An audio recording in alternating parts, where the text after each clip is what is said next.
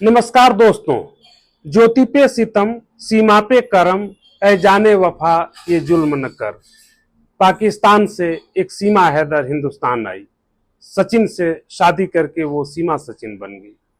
उन पे दिल निसार किया जा रहा है और जिस उत्तर प्रदेश में वो पाकिस्तानी खातून आकर रह रही हैं, उसी उत्तर प्रदेश में पीसीएस अफसर ज्योति मौर्य के चरित्र को, उनके व्यक्तित्व को तार तार किया जा रहा है।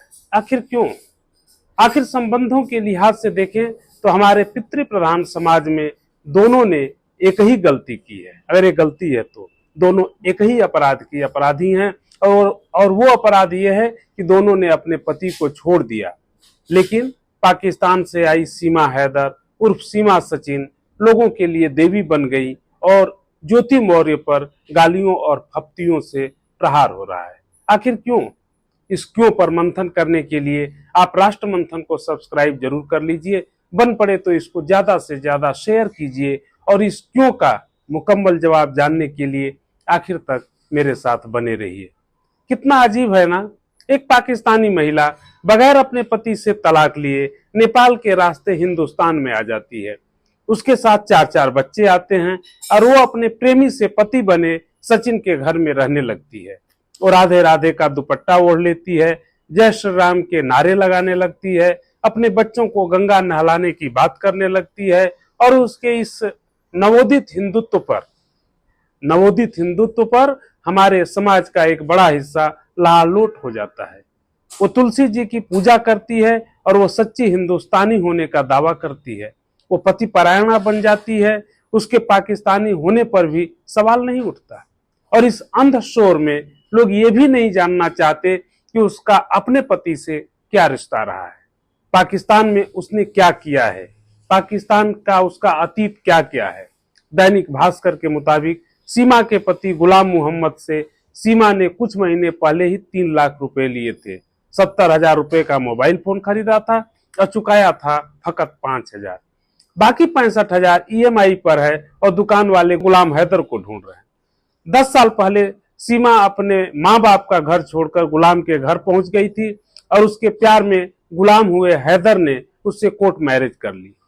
तब सीमा अपने माँ बाप को लालची बताती थी, जैसा हैदर का दावा है। अब गुलाम हैदर को लायक पति नहीं मानती। सीमा में ये एक यू टर्न है। कौन सही है कौन गलत ये नहीं पता, लेकिन कुछ सवाल तो उठते ही हैं। पहला सवाल है कि सीमा के नाम पर 2-2 पासपोर्ट कैसे हैं? दर्ज एफआईआर में लिखा है कि सीमा गुलाम का एक पाकिस्तानी पासपोर्ट नंबर है HZ004421। इस पर डिटेल दर्ज है कि सीमा गुलाम हैदर, पत्नी गुलाम हैदर, जन्म तिथि 1 जनवरी 2002 और पता लिखा है खैरपुर पाकिस्तान। वहीं दूसरे पाकिस्तानी पासपोर्ट का नंबर है HZ000442। इसमें नाम, पता, जन्म तिथि सब वही है। तो सवाल है कि एक ही शख्स के 2-2 पासपोर्ट कैसे हो सकते हैं? और ये बात कोई हवा में नहीं है, बल्कि पुलिस की बनाई एफआईआर में ये सब कुछ दर्ज है, जो पुलिस को बरामद हुआ, जो प्राप्त हुआ।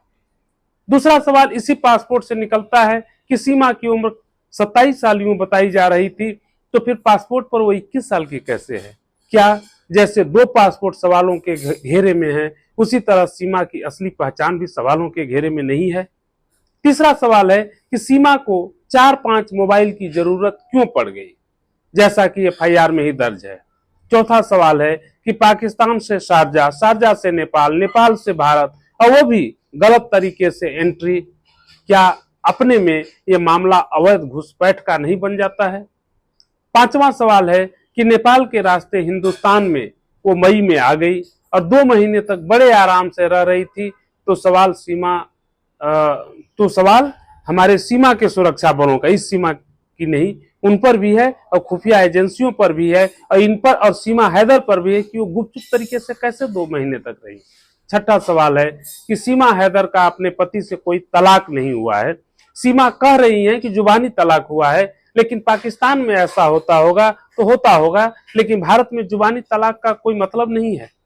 फिर सीमा हैदर ये तर्क दे रही हैं कि 6 महीने तक पति से संबंध ना हो तो ऐसे ही वो तलाक हो जाता है।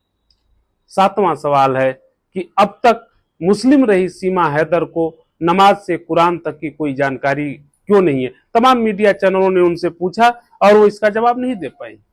और 8वां सवाल है कि ये सीमा हैदर पंजाब के सिंध प्रांत का होकर भी धारा प्रवाह हिंदी कैसे बोलती हैं और कैसे पाकिस्तानी होकर भी उनके बोलने में उर्दू शब्द बिल्कुल नहीं आता।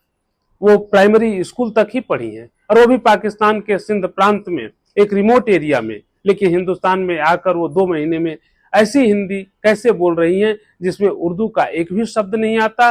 यहाँ तक बल्कि दूसरी तरफ देखें तो उनके पति सचिन, जिनके साथ उन्होंने शादी वादी की है, इस धारा प्रवाह उतनी धारा प्रवाह हिंदी नहीं बोल पाते और वो सिंधी भाषा में भी धारा होकर के और हिंदी धारा प्रवाह फर्राटेदार बोलती है। लेकिन इन सवालों से आगे बढ़कर अभी देश का एक तबका यही सोचकर मगन है कि पाकिस्तान की सीमा हैदर भारत में आकर सीमा सचिन बन गई, सीमा अब्दुल्ला नहीं बनी। नहीं तो अब तक जासूस, गद्दार, आतंकवादी, स्लीपर सेल, ये सब जो कहानियां हैं वो मीडिया की सुर्खियां होती हैं। ऐसे सवालों और सोच के बीच एक सवाल ये बनता है कि क्या देश की सुरक्षा से भी बड़ी कोई चीज है? एक शत्रु देश से आई महिला अचानक गंगा जल छिड़क लेने से क्या भारतीय बन जाएगी? ये सवाल देश की सुरक्षा का सवाल है, अन्यथा सीमा हैदर के पाकिस्तानी होने और भारत हो आकर एक भारतीय की बहू बन जाने में किसी को क्या आपत्ति हो सकती है? नेताजी सुभाष चंद्र बोस से लेकर पूर्व प्रधानमंत्री राजीव गांधी तक ने विदेशी महिला से शादी की और उन शादियों पर हिंदुस्तान की परंपरा और संस्कृति ने कभी कोई ऐतराज नहीं किया।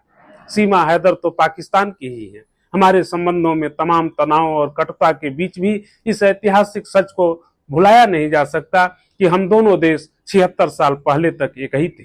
फिर भी पाकिस्तान की तमाम साजिशों के बीच ये सवाल है कि मीडिया सीमा हैदर का इंटरव्यू लेकर गदगद क्यों है? सोशल मीडिया उन पे न्यूज का मसाला ढूंढ रहा है और हिंदुओं के एक तबके को लगता है कि एक मुस्लिम महिला हिंदू हो गई, और वो भी साधारण मुस्लिम महिला नहीं, पाकिस्तान वाली।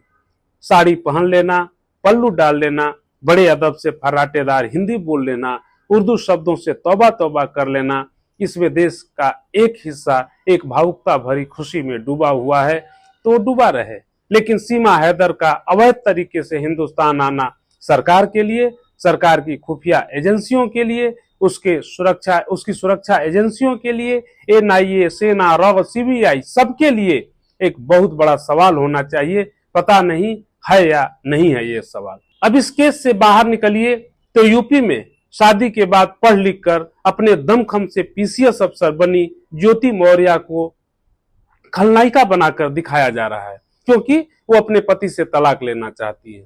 पाकिस्तान से अपने पति से जुबानी तलाक लेकर अवैध तरीके से हिंदुस्तान में आ गई सीमा हैदर पर लोग कुर्बान जा रहे हैं और अपने लिए अपनी शर्तों पर जिंदगी जीने वाली एक भारतीय महिला पर आरोपों के तीखे प्रहार किए जा रहे हैं। ज्योति मौर्य को समूची नारी जाति का दुश्मन बताया जाने लगा है कि उसके चलते तमाम पतियों ने अपनी पत्नियों की पढ़ाई छुड़वा दी है। इसमें गलती ज्योति मौर्य की नहीं है, गलती उन पतियों की है जिनको ना खुद पे भरोसा है ना अपनी पत्नी पे विश्वास है। पति पत्नी के संबंध विश्वास की बुनियाद पर टिके होते हैं। वो बुनियाद हिल जाए तो वो रिश्ता एक जिंदा लाश बनकर रह जाता है और लाश को ढोया नहीं जाता, उसे जलाया या दफनाया जाता है। इस वीडियो में इतना ही। आपसे गुजारिश है कि आप राष्ट्र मंथन को सब्सक्राइब जरूर कर लीजिए, इसको ज्यादा से ज्यादा शेयर कीजिए, इसको लाइक कीजिए, अपने कमेंट हमें भेजिए। आपके हर कमेंट और राय हमारे लिए बहुत मायने रखते हैं। फिर मंथन होगा किसी नए मुद्दे पर, बिल्कुल बेबाक, निष्पक्ष और सटीक। तब तक के लिए नमस्कार।